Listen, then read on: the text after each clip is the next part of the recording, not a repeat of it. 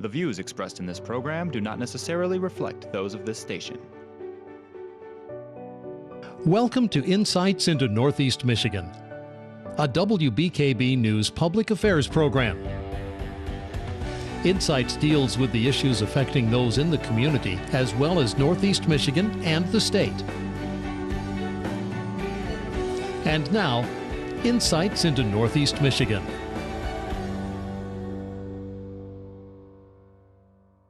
Good morning and welcome to this week's Insights. I'm Stephanie Douglas, and Michigan snow keeps piling on in our state, and our snow drivers are working extremely hard making sure that the roads are safe and clear for drivers. This morning I have with me joining Josh and CJ for the County Road Commission. Good morning, guys. How are you guys? Good morning. Good morning. I want you guys to tell me what's going on a day-to-day basis. How long are you guys out here? Tell me a little bit how you guys operate on a day-to-day basis. Day to day, generally we work 8 hours. If there's a snowstorm, we're working 10 to 16.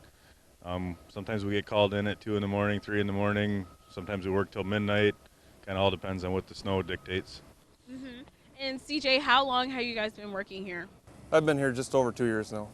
Okay, so tell me why training is important. Does anyone want to answer that? Training's pretty important because we get new guys and they've never driven on the icy roads or in 2 foot of snow.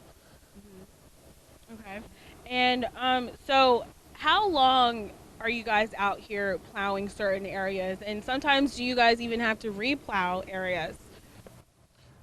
We try to get a hole through all the roads on the first day of the storm. Sometimes it takes 2 days, depending on how bad it is. Just tell me a little bit about your recall on the worst snow that we had now in Alpena.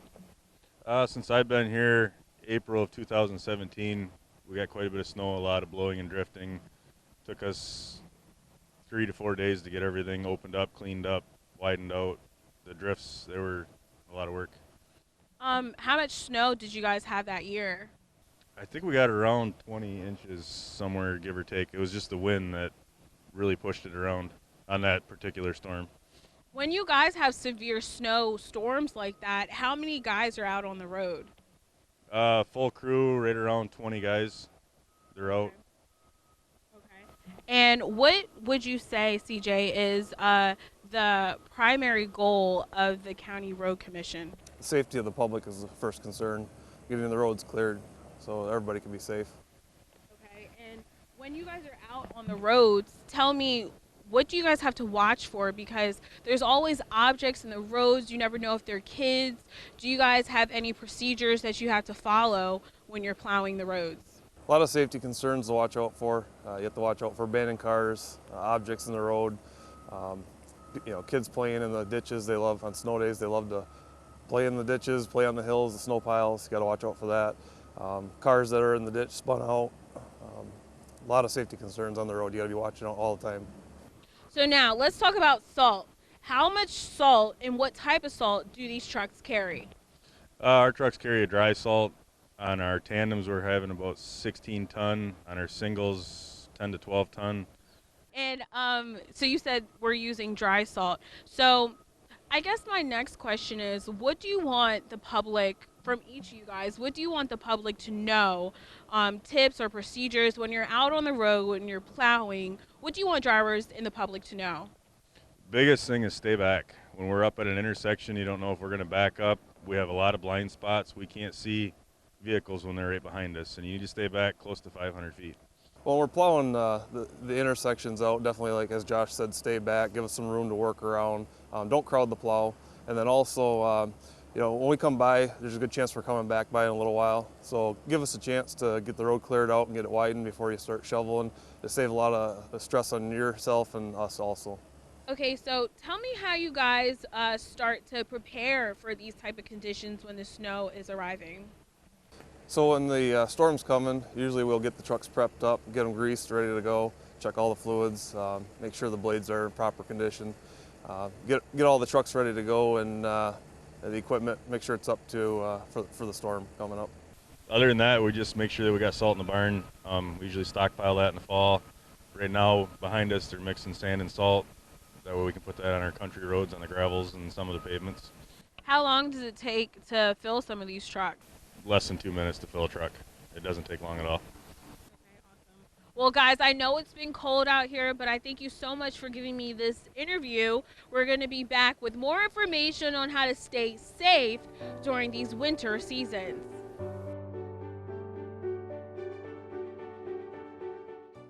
Welcome back to this week's Insights. I'm Stephanie Douglas, and we're continuing the conversation on how to stay safe during the winter season. I have with me, joining me is Lieutenant Eric Hamp to discuss some safety tips on winter driving. How are you today? I'm doing really well. How are you? Good. So tell us some tips that drivers could use driving out in the snow and the winter weather conditions. Yep. So, fortunately, or I guess unfortunately for some people, we've received early snow this year. And oftentimes we see a lot of accidents that come with that, which has been no exception this year. So just some simple basic driving tips we recommend for motorists are, number one, just to slow down. Okay, just because the speed limit says it may be 55 doesn't necessarily mean that's a safe speed, depending on the road condition. Other safety tips would be to make sure that you're leaving some extra space between you and the vehicle in front of you, because in winter road conditions, when it's icy and snow covered, your vehicle does not stop as quickly as it would on dry roads. So leaving that extra space between you and the car in front of you is something that every vehicle should be doing this time of year when the roads are slippery and snow covered. It's definitely case by case situation because, like you said, just because the road size is 50, you kind of want to slow down a little bit because black ice is real. It's not something that's visible. So tell me about recapping the last 2 weeks.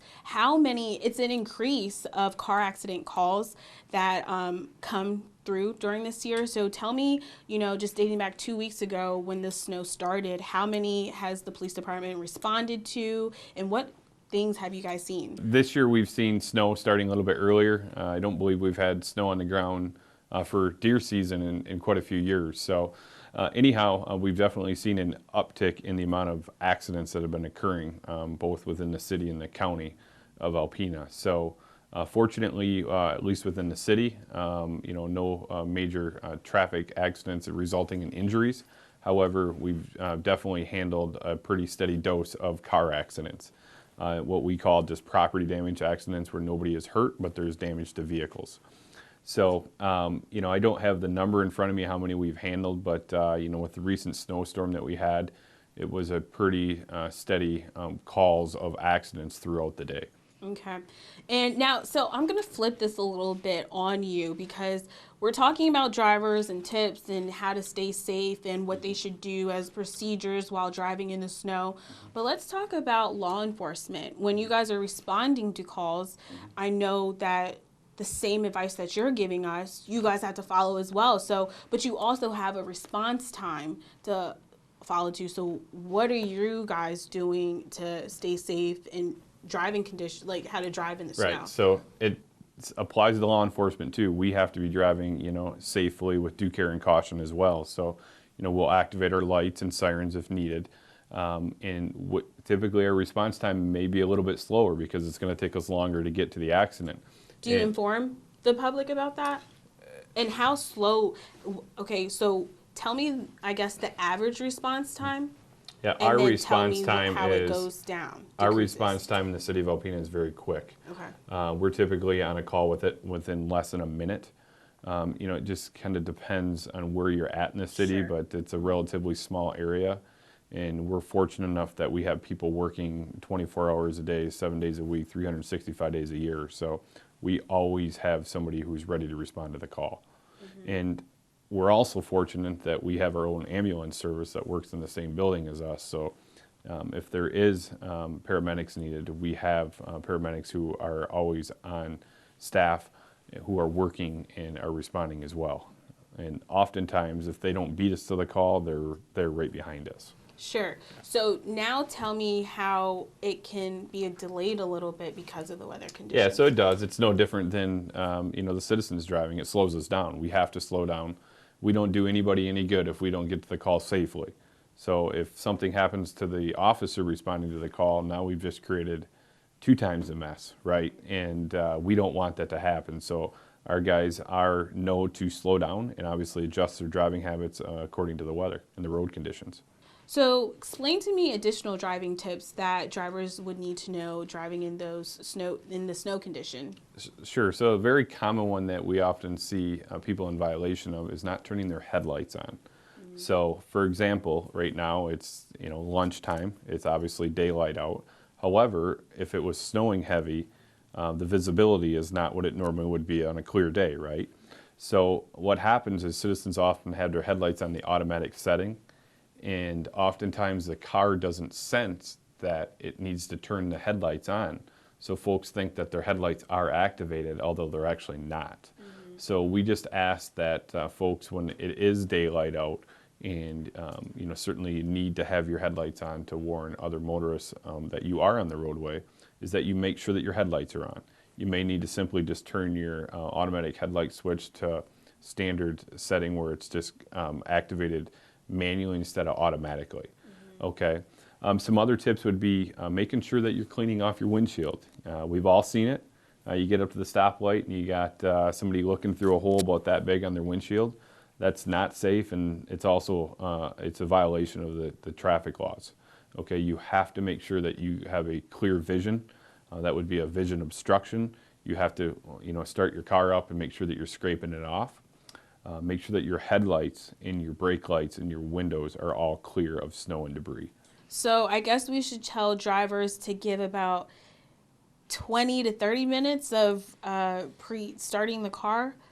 Yeah, I don't think you need to go that long, but for example, like in the morning, I normally let my truck run for 5 or 10 minutes, scrape it off, and make sure that the windshield is clear before I take off, so it's safe when you hit the road, right? Because again, it's not safe if you're looking out a small area on your windshield because you don't have the full view of vision. And I'm pretty sure sometimes when you're driving, you can see snow coming off on the top of someone's car and hitting the person behind them. So it is important to, wipe Certainly, the whole car it can off. be dangerous as well with ice chunks and that falling off of the vehicle, absolutely. Exactly.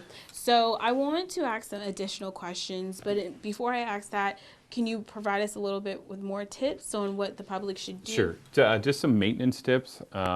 Make sure that your windshield wipers are in good working order, especially this time of year. It's so important to keep your windshield clear. Make sure that your battery is healthy. Have a mechanic check the strength of your battery. Because cold temperatures. Cold is hard on the battery, and it takes more power to fire up your vehicle. So if you have a weak battery, it can cause a lot of issues, and this is not the time of year for your vehicle not to start. And tires are extremely important. Right. So either snow tires or check the tread on your tires, and if it's getting low, it's definitely a good investment to make sure that you have good tires in your vehicle. Awesome. So, wrapping up this interview, this was great and very informational. What would you tell the public if you wanted to leave them on a last thought about driving in snow conditions? Because a lot of people, including myself, this is our first time driving in these type of conditions. So what would you like the community to know about staying safe during the winter weather? Biggest thing is slow down when the roads are not in good condition. Leave yourself a little bit extra time to get to your destination. And when we are getting snowstorm and bad weather, if you don't need to go out, don't go out. So oftentimes we know when snowstorms are coming, make a plan. Get your grocery shopping and your errands in before the snow hits, so you don't have to put yourself in jeopardy and going out on bad roads. Well, thank you so much, Lieutenant Eric Camp, for giving us some safety tips to look forward to while on the road. We're going to take a quick break, and when we come back, we're going to continue the discussion on winter safety tips. Welcome back to this week's Insights. I'm Stephanie Douglas, and previously we spoke with the County Road Commission and even Alpena Police Department on how to keep the roads safe and clear during the winter conditions. Let's take a look at how some local citizens say how they prepare their car before heading out on the roads. Yeah, we do scrape the snow off the windscreens and the roof and everything else so it doesn't fly when you go driving. Just don't be in a hurry. Adjust yourself to the conditions. Take your time. Yeah. And please get the snow off the top of your vehicles, because that can really cause an accident. That can break a window. As long as you go slow and careful, you should get there safely. Before you head out on the roads, you always want to make sure you heat up your engine before heading out. You also want to make sure that your windshield is cleared off, and so is the roof. Make sure that your tires are clear of snow and ice. Normally we go and start up the car early, so this way it has a chance to warm up. Make sure all the windshield, all the windshield and the windows are, scraped, cleaned off. Make sure your headlights and blinkers are cleaned off in the back. And then from that point right there, we go and we take off early from the house. So this way, wherever we're going to go, we're going to give ourselves enough time to get there. And if the roads are where they're starting to get pretty bad, you want to make sure you take your time. You don't want to go very fast, and you want to leave enough room between you and the vehicle in front of you, just in case, a deer pops out or somebody wants to hurry and stop. A matter of fact, when I was a lot younger, I was going way too fast for the road conditions. The car in front of me stopped, and I went and I ran into the back end of it. It taught me a pretty valuable lesson on, what I should be doing when the roads start getting really snowy or icy. And I remember the other time of having it to where we were going downstate, and suddenly there was black ice. Hit black ice. There's all kinds of people in the ditches and everything on 75. But the one thing you want to remember on, with black ice, you want to kind of let your foot off the gas slowly. Don't go and hit your brakes, because the only thing you're going to do is probably, initialize you to go and spin out or start skidding and then lose control of your vehicle. For the young drivers, you want to go and make sure that you are paying attention to what you are doing. No cell phones. Don't go and play with the radio. Both hands on the steering wheel, and just take it nice and slow and easy. Give yourself enough time for braking. Make sure there's more than enough room between you and the car in front of you, and just, take your time, and be focused on what you're doing. And lastly, complete a full walk around from your car to make sure that your license plate is visible and clear for people to see.